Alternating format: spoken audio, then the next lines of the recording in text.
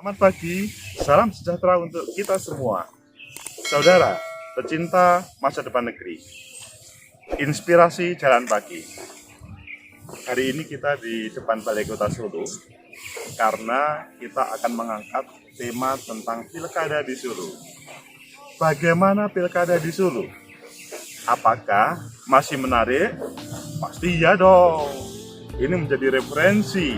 Pak Presiden kita pernah menjadi wali kota di sini dan sekarang putranya maju. Mas Gibran Raka Buming Raka mau maju pada kontestasi di 2020. Menarik kan? Ayo kita ikuti satu persatu.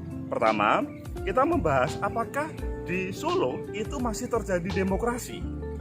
Itu sebuah pertanyaan yang menjadi dasar karena kalau kita melihat dahulu di Solo itu ada sebuah keraton. Nah, kalau bahasa lainnya itu adalah kerajaan yang begitu besar. Kerajaan Solo tentunya sebelum Indonesia merdeka menjadi referensi bagaimana mengelola negara, mengelola masyarakat. Tetapi ketika Indonesia merdeka, dia sudah sebuah pemerintahan yang tidak seperti pemerintahan kita. Sebatas ya ada kerajaannya, ada keratonnya, tetapi tidak efektif seperti pemerintahan di bawah Negara Kesatuan Republik Indonesia. Karena ya kita ketahui di Solo itu sampai hari ini masih ada keraton, tetapi berbeda dengan keraton di zaman dahulu. Kalau keraton zaman dahulu itu mampu memerintah semuanya, mengelola masyarakatnya, mengelola daerah. Sekarang tidak. Sekarang yang mengelola karena di bawah Negara Kesatuan Republik Indonesia, ya di sini adalah pemerintahan Kota Madya Solo atau Surakarta di bawah Bapak F.X. Rudianto.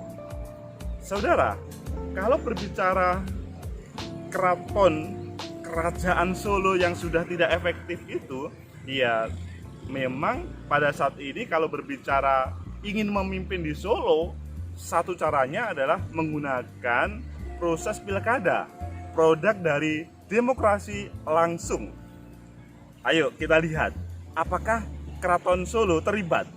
Saudara, pecinta masa depan negeri, memang Mas Gibran mempunyai daya marit, tetapi hal ini tidak meninggalkan keluarga keraton.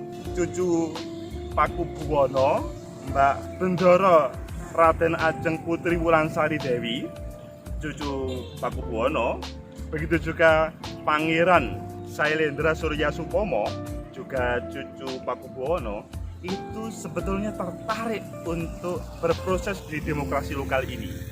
Mereka mencoba mendekati partai politik, tetapi memang belum berhasil untuk mendapatkan rekomendasi. Ya, tapi kita juga belum bisa menjustifikasi berhasil atau tidak. Kita lihat nanti tanggal 4 sampai 6 September. Intinya adalah apakah baik putra Pak Jokowi, putra keraton, masyarakat biasa, mantan wali kota, DPRD, elit partai, semuanya harus berproses. Nanti tanggal 4 sampai 6 September setelah mendapatkan rekomendasi dari DPP partai, selanjutnya mendaftarkan. Intinya demokrasi lokal di Solo itu tidak ada masalah. Jadi apa yang disindir oleh banyak orang bahwa di sini ini adalah sistem kerajaan, ya tentunya tidak. Tetapi untuk mendapatkan rekomendasi memang berat.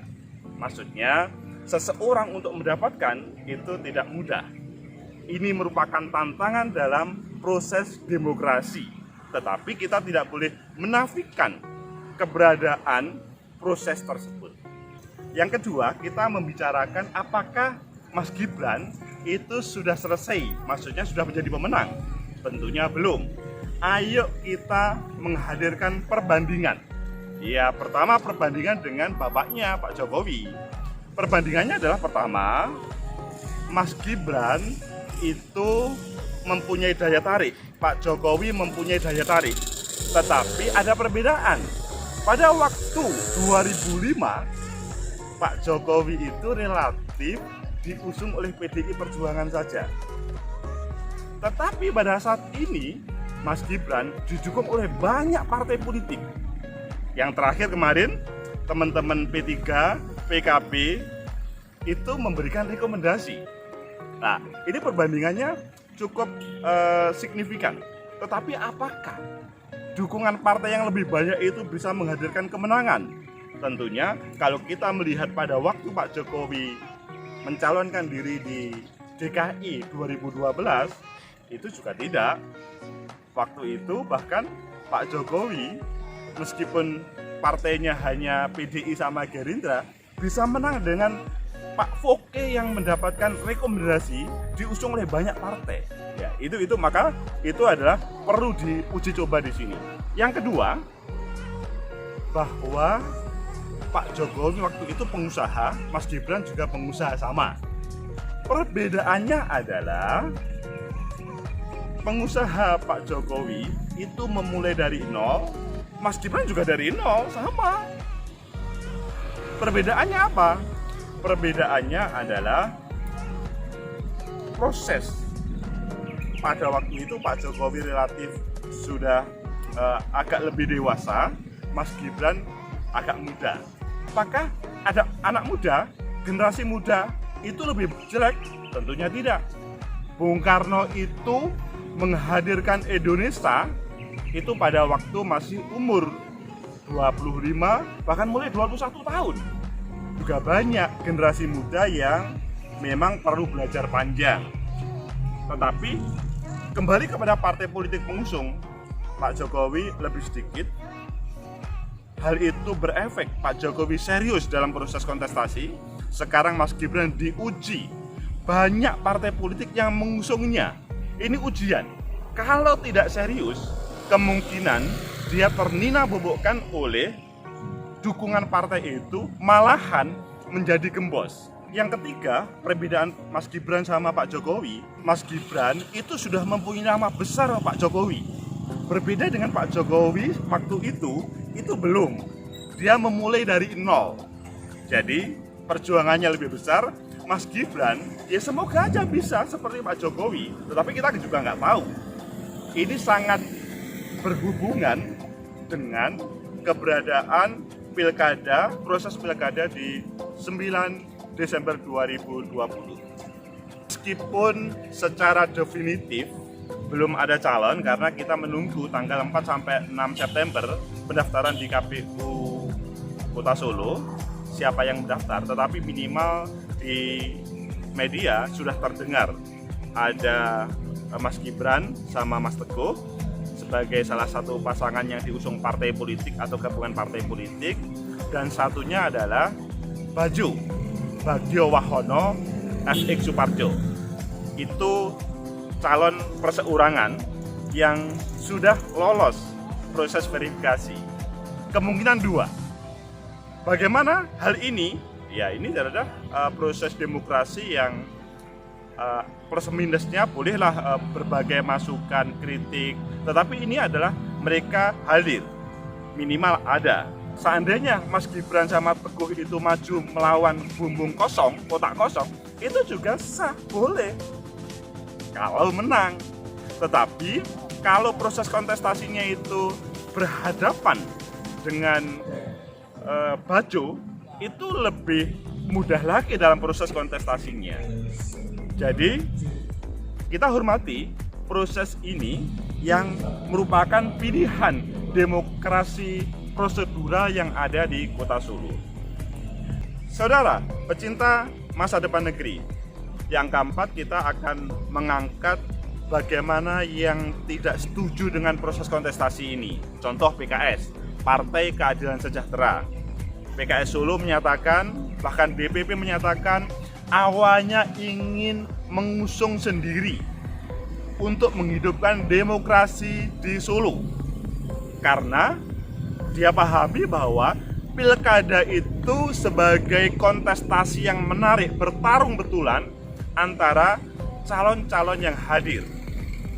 Maka PKS Solo ingin bertarung, tetapi karena hanya 5 kursi, maka tidak bisa.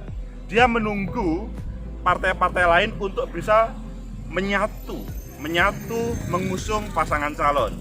Bahkan salah satunya cucu Pak Kubuwono pernah berkomunikasi, tetapi hal itu belum bisa.